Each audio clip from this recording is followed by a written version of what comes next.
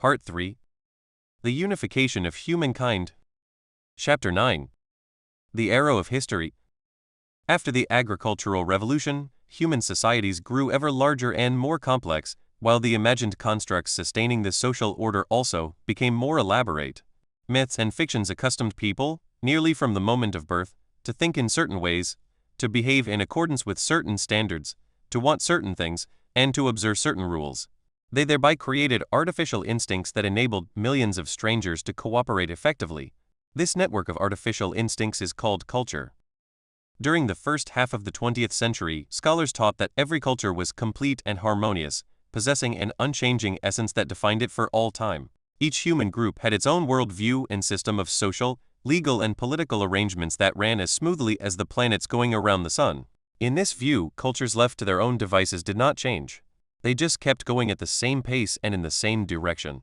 Only a force applied from outside could change them. Anthropologists, historians and politicians thus referred to Samoan culture or Tasmanian culture as if the same beliefs, norms and values had characterized Samoans and Tasmanians from time immemorial. Today, most scholars of culture have concluded that the opposite is true. Every culture has its typical beliefs, norms and values, but these are in constant flux. The culture may transform itself in response to changes in its environment or through interaction with neighboring cultures. But cultures also undergo transitions due to their own internal dynamics. Even a completely isolated culture existing in an ecologically stable environment cannot avoid change. Unlike the laws of physics, which are free of inconsistencies, every man-made order is packed with internal contradictions. Cultures are constantly trying to reconcile these contradictions, and this process fuels change. For instance, in medieval Europe the nobility believed in both Christianity and chivalry. A typical nobleman went to church in the morning and listened as the priest held forth on the lives of the saints. "Vanity of vanities," said the priest, "all is vanity. Riches, lust and honor are dangerous temptations. You must rise above them, and follow in Christ's footsteps. Be meek like him, avoid violence and extravagance, and if attacked, just turn the other cheek." Returning home in a meek and pensive mood, the nobleman would change into his best silks, and go to a banquet in his lord's castle. There the wine flowed like water, the minstrel sang of Lancelot and Guinevere, and the guests exchanged dirty jokes and bloody war tales. "It is better to die," declared the barons, "than to live with shame. If someone questions your honor, only blood can wipe out the insult. And what is better in life than to see your enemies flee before you, and their pretty daughters tremble at your feet?" The contradiction was never fully resolved.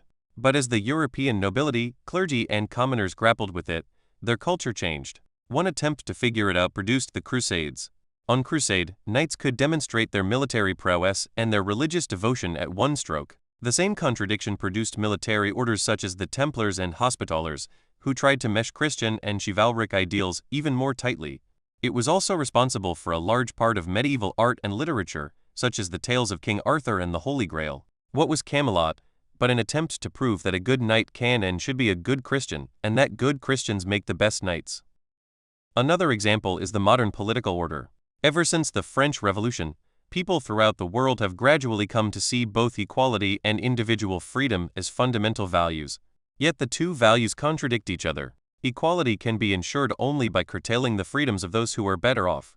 Guaranteeing that every individual will be free to do as he wishes inevitably shortchanges equality. The entire political history of the world since 1789 can be seen as a series of attempts to reconcile this contradiction. Anyone who has read a novel by Charles Dickens knows that the liberal regimes of 19th century Europe gave priority to individual freedom even if it meant throwing insolvent poor families in prison and giving orphans little choice but to join schools for pickpockets. Anyone who has read a novel by Alexander Solzhenitsyn knows how communism's egalitarian ideal produced brutal tyrannies that tried to control every aspect of daily life. Contemporary American politics also revolve around this contradiction. Democrats want a more equitable society even if it means raising taxes to fund programs to help the poor, elderly, and infirm. But that infringes on the freedom of individuals to spend their money as they wish. Why should the government force me to buy health insurance if I prefer using the money to put my kids through college? Republicans, on the other hand, want to maximize individual freedom, even if it means that the income gap between rich and poor will grow wider and that many Americans will not be able to afford health care. Just as medieval culture did not manage to square chivalry with Christianity, so the modern world fails to square liberty with equality. But this is no defect. Such contradictions are an inseparable part of every human culture. In fact, they are culture's engines responsible for the creativity and dynamism of our species. Just as when two clashing musical notes played together force a piece of music forward, so discord in our thoughts, ideas, and values compel us to think, reevaluate, and criticize. Consistency is the playground of dull minds. If tensions, conflicts, and irresolvable dilemmas are the spice of every culture, a human being who belongs to any particular culture must hold contradictory beliefs and be riven by incompatible values. It's such an essential feature of any culture that it even has a name: cognitive dissonance. Cognitive dissonance is often considered a failure of the human psyche. In fact, it is a vital asset. Had people been unable to hold contradictory beliefs and values, it would probably have been impossible to establish and maintain any human culture. If, say, a Christian really wants to understand the Muslims who attend that mosque down the street, he shouldn't look for a pristine set of values that every Muslim holds dear. Rather, he should inquire into the catch-22s of Muslim culture, those places where rules are at war and standards scuffle. It's at the very spot where the Muslims teeter between two imperatives that you'll understand them best. The spy satellite. Human cultures are in constant flux. Is this flux completely random, or does it have some overall pattern? In other words, does history have a direction? The answer is yes. Over the millennia, small, simple cultures gradually coalesce into bigger and more complex civilizations, so that the world contains fewer and fewer megacultures, each of which is bigger and more complex. This is of course a very crude generalization, true only at the macro level. At the micro level, it seems that for every group of cultures that coalesces into a megaculture, there's a megaculture that breaks up into pieces. The Mongol Empire expanded to dominate a huge swath of Asia and even parts of Europe, only to shatter into fragments. Christianity converted hundreds of millions of people at the same time that it splintered into innumerable sects. The Latin language spread through Western and Central Europe, then split into local dialects that themselves eventually became national languages. But these breakups are temporary reversals in an inexorable trend towards unity. Perceiving the direction of history is really a question of vantage point. When we adopt the proverbial bird's-eye view of history, which examines developments in terms of decades or centuries, it's hard to say whether history moves in the direction of unity or of diversity. However, to understand long-term processes, the bird's-eye view is too myopic. We would do better to adopt instead the viewpoint of a cosmic spy satellite, which scans millennia rather than centuries. From such a vantage point, it becomes crystal clear that history is moving relentlessly towards unity. The sectioning of Christianity and the collapse of the Mongol Empire are just speed bumps on history's highway. Asterisk.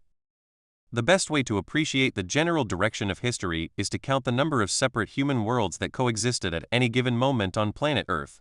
Today, we are used to thinking about the whole planet as a single unit, but for most of history, Earth was in fact an entire galaxy of isolated human worlds. Consider Tasmania, a medium-sized island south of Australia. It was cut off from the Australian mainland in about 10,000 BC as the end of the Ice Age caused the sea level to rise.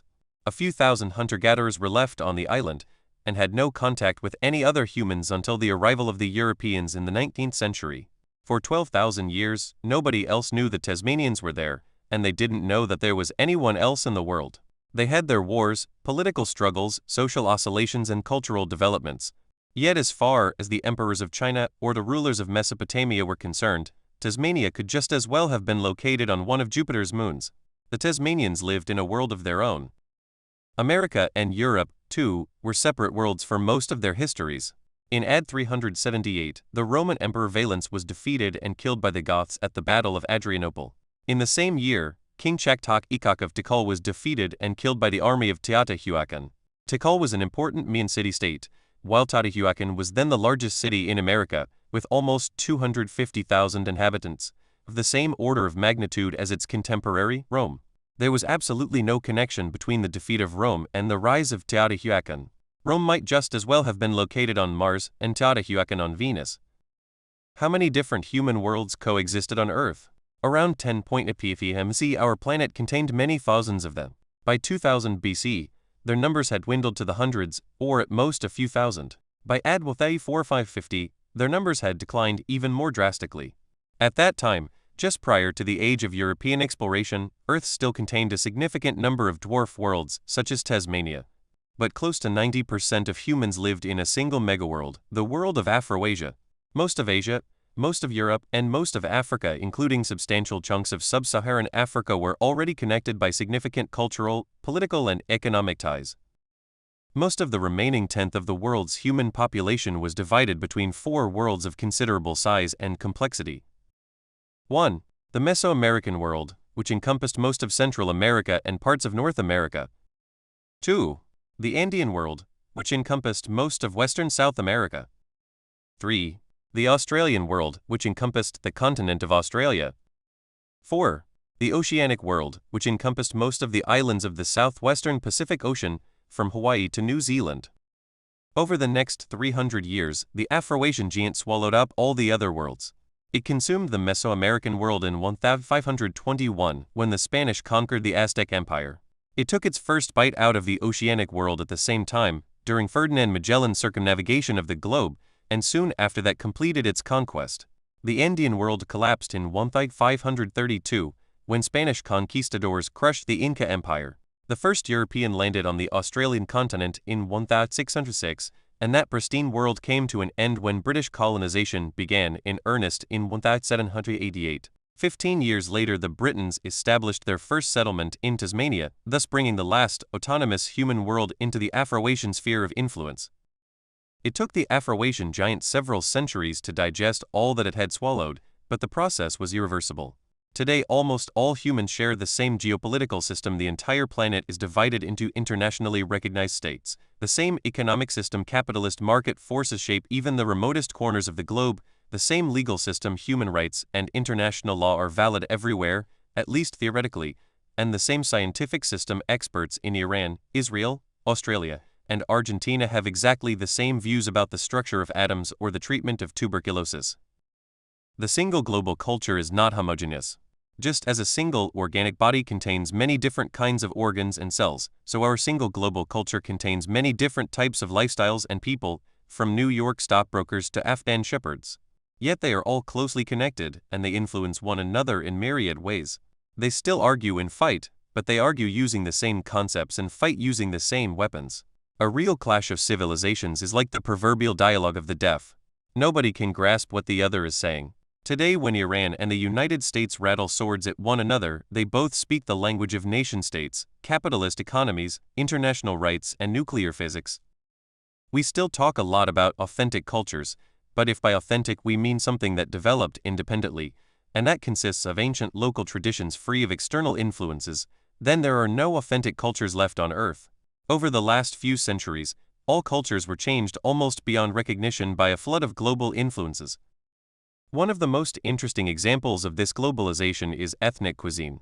In an Italian restaurant, we expect to find spaghetti and tomato sauce. In Polish and Irish restaurants, lots of potatoes. In an Argentinian restaurant, we can choose between dozens of kinds of beefsteaks. In an Indian restaurant, hot chilies are incorporated into just about everything, and the highlight at any Swiss cafe is thick hot chocolate under an alp of whipped cream. But none of these foods is native to those nations. Tomatoes, chili peppers, and cocoa are all Mexican in origin. They reached Europe and Asia only after the Spaniards conquered Mexico. Julius Caesar and Dante Alighieri never twirled tomato-drenched spaghetti on their forks. Even forks hadn't been invented yet. William Tell never tasted chocolate, and Buddha never spiced up his food with chili. Potatoes reached Poland and Ireland no more than 400 years ago. The only steak you could obtain in Argentina in 1492 was from a llama. Hollywood films have perpetuated an image of the Plains Indians as brave horsemen, courageously charging the wagons of European pioneers to protect the customs of their ancestors. However, these Native American horsemen were not the defenders of some ancient, authentic culture. Instead, they were the product of a major military and political revolution that swept the plains of western North America in the 17th and 18th centuries, a consequence of the arrival of European horses. In 1492 there were no horses in America.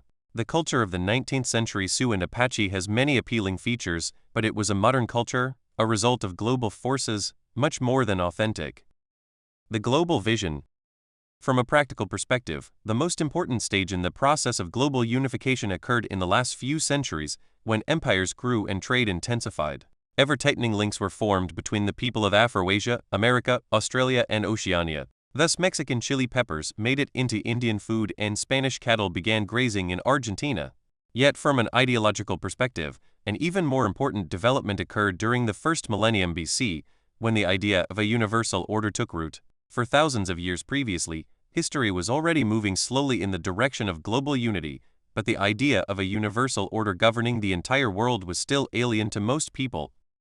Homo sapiens evolved to think of people as divided into us and them. Us was the group immediately around you, whoever you were, and them was everyone else. In fact, no social animal is ever guided by the interests of the entire species to which it belongs. No chimpanzee cares about the interests of the chimpanzee species, no snail will lift a tentacle for the global snail community, no lion alpha male makes a bid for becoming the king of all lions, and at the entrance of no beehive can one find the slogan, "Worker bees of the world, unite." But beginning with the cognitive revolution, Homo sapiens became more and more exceptional in this respect. People began to cooperate on a regular basis with complete strangers, whom they imagined as brothers or friends. Yet this brotherhood was not universal. Somewhere in the next valley, or beyond the mountain range, one could still sense them. When the first pharaoh, Menes, united Egypt around 3000 BC, it was clear to the Egyptians that Egypt had a border, and beyond the border lurked barbarians. The barbarians were alien, threatening, and interesting only to the extent that they had land or natural resources that the Egyptians wanted. All the imagined orders people created tended to ignore a substantial part of humankind.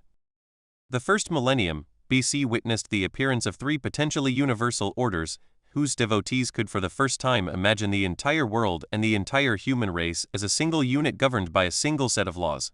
Everyone was us, at least potentially. There was no longer them. The first universal order to appear was economic, the monetary order. The second universal order was political, the imperial order. The third universal order was religious, the order of universal religions such as Buddhism, Christianity, and Islam.